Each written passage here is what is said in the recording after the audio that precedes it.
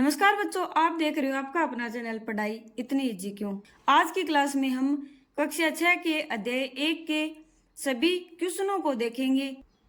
पहले अध्याय के अंदर कौन कौन से क्वेश्चन बनते हैं वो सभी क्वेश्चन देखते हैं। चलिए स्टार्ट करते हैं अपना पहला क्वेश्चन।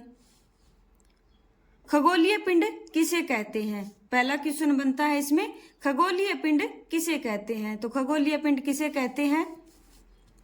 सूर्य, चंद्रमा तथा वे सभी वस्तुएं जो रात के समय आसमान में चमकती है खगोलीय पिंड कहलाती है। तो पहला क्वेश्चन क्या है? खगोलीय पिंड किसे कहते हैं? सूर्य, चंद्रमा तथा वे सभी वस्तुएं जो रात के समय आसमान में चमकती है क्या कहलाती है? खगोलीय पिंड कहलाती है। और दूसरा क्वेश्चन क्या है? तारा किसे कहते हैं। तारा किसे कहते हैं? तो इसका आंसर होगा, कुछ खगोलीय पिंड बड़े आकार वाले तथा गर्म होते हैं। ये गैसों से बने होते हैं। इनके पास अपनी ऊष्मा तथा प्रकाश होता है जिसे वे बहुत बड़ी मात्रा में उत्सर्जित करते हैं। इन खगोलीय पिंडों को तारा कहते हैं। और सूर्य भी क्या है? एक तारा है। नक्षत्र मंडल किसे कहते हैं? तीसरा क्वेश्चन है, नक्षत्र मंडल किसे कहते हैं? किसे कहते हैं? रात्रि में आसमान की ओर देखते समय आप तारों के विभिन्न समूहों द्वारा बनाई गई विविध आकृतियों को देख सकते हैं और ये आकृतियां क्या कहलाती है? नक्षत्र मंडल कहलाती है।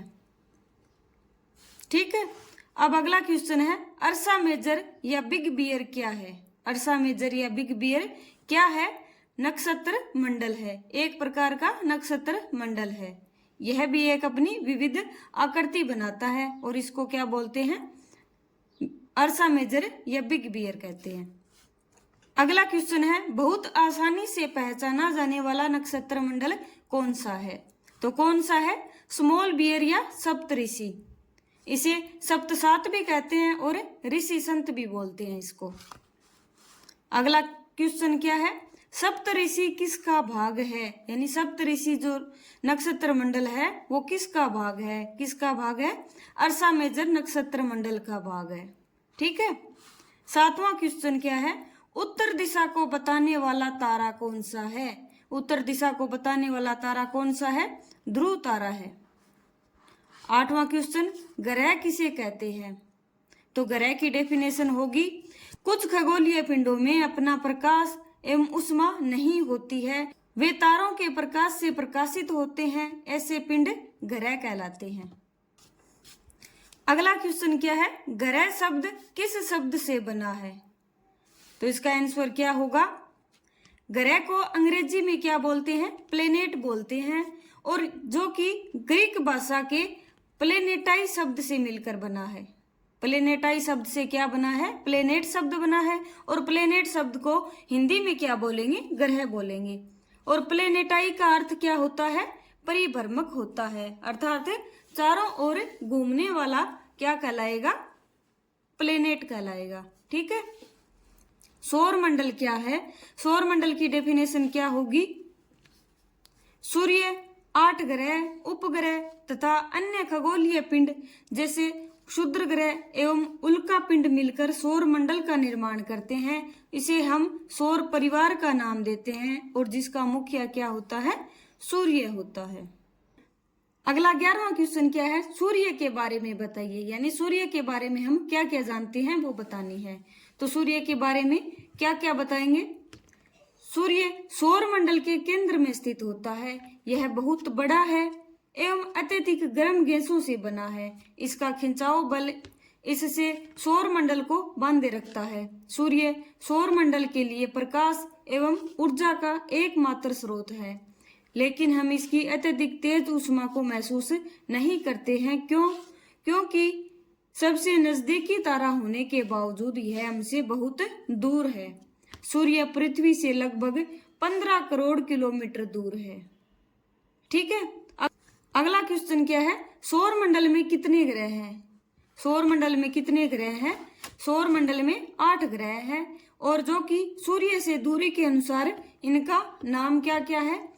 पहला तो क्या है? बुध ग्रह, दूसरा शुक्र ग्रह, तीसरा पृथ्वी, चौथा मंगल, पांचवा बृहस्पति, छठा शनि, सातवां यूरेनस और लास्ट और 8वां नेपच्यून। ठीक है। अगला 13वां सवाल, पृथ्वी का जुड़वां ग्रह कौन सा है? पृथ्वी का जुड़वां ग्रह कौन से ग्रह को कहते हैं? पृथ्वी का जुड़वां ग्रह कहते हैं शुक्र ग्रह को। ठीक है। अगला क्या है, बौने ग्रह कौन कौन से हैं? यानी बौने ग्रहों की श्रेणी में कौन कौन से आते हैं? और बौने ग्रहों की श्रेणी में लिया कब गया था? अंतरराष्ट्रीय खगोलीय संगठन ने अपनी बैठक कब की? बैठक अगस्त 2006 में की थी, जिसमें यह निर्णय लिया गया कि कुछ समय पहले खोजे गए खगोलीय पिंड 2003 UB 313 और सीरस तथा प्लूटो बौने ग्रह कहे जाएंगे।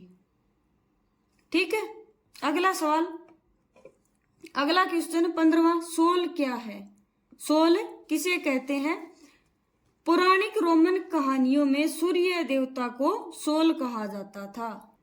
अगला 16वां क्वेश्चन, सौर शब्द का अर्थ क्या है? सौर शब्द का अर्थ बताना है।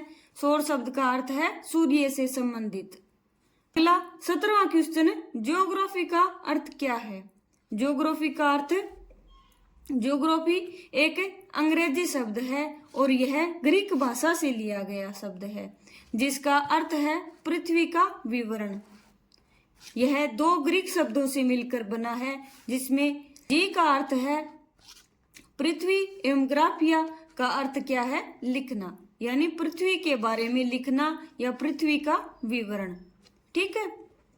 अब देखेंगे, एक तो हो गया ये जियोग्राफी, और जियो के आगे 3 अन्य शब्द लगा देंगे तो इसका मतलब है वो अलग अलग हो जाएगा। यानी जो के आगे अगर हम लॉजी लगा देंगे तो क्या बन जाएगा? इसका अर्थ जियोलॉजी का अर्थ होगा पृथ्वी का अध्ययन, और जियो के आगे मेट्री लगा देंगे यानी जियोमेट्री लगा देंगे तो उसका मतलब क्या होगा? पृथ्वी का मापन होगा। और जो के आगे ओइड लगा देंगे यानी जियोइड, इसका मतलब क्या होगा? पृथ्वी के आकार के अनुरूप हो जाएगा। ठीक है। तो आज के लिए इतना ही। आज हमने 1 से लेकर 17 तक क्वेश्चनों को देखा। कल की क्लास में हम पहले चैप्टर को कंप्लीट कर लेंगे। आज की क्लास आपको कैसी लगी? आज के क्वेश्चन आपको कैसे लगे? कमेंट करके जरूर बताइए। अगर पसंद आया हो तो वीडियो को लाइक कीजिए और ज़्यादा से ज़्यादा शेयर कीजिए। मिलते हैं नेक्स्ट वीडियो में इसके आगे के क्वेश्चनों के साथ। तब तक के लिए पढ़ते रहिए, बढ़ते रहिए और पढ़ाई को ईजी बनाते रहिए।